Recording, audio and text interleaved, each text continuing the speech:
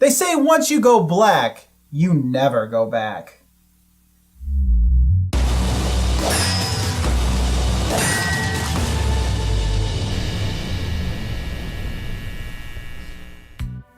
Enough of this summertime drinkability nonsense.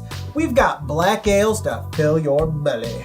That's right, and my selection this week is black ale. It's as black as the pot, the kettle, and then inevitable death that awaits us all. Speaking of inevitable death, my beer might be so good you'd be willing to take the black just to get your hands on it. It's special after all.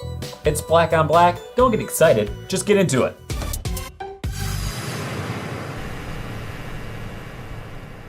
Conceived in a dimly lit room on a blistery cold night in the Upper Peninsula of Michigan, the Reserve Special Black Ale is the oldest beer in the Dark Horse portfolio. With a dark, almost eerie presence in the glass and rich flavors that explode onto your taste buds with a balanced yet heavy malt roast and creamy chocolate.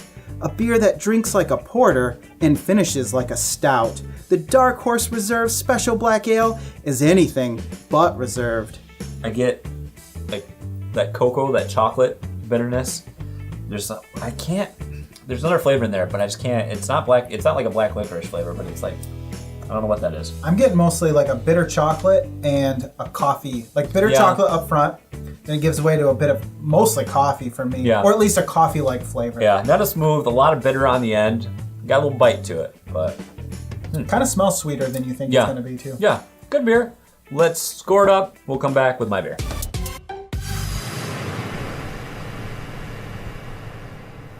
Prepare yourself for a dark brew that is counterintuitive.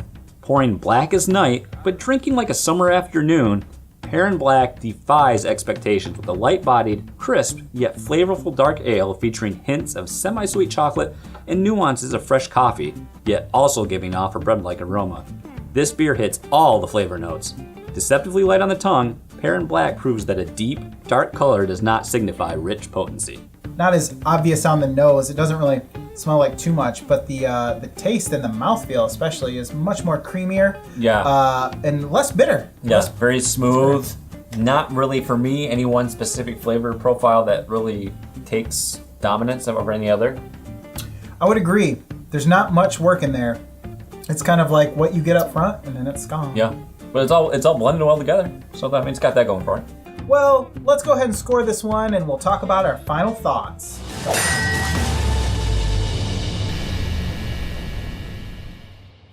So neither of our black ales ended up on the beer board. Let's talk about why that is, starting with the Reserve Special.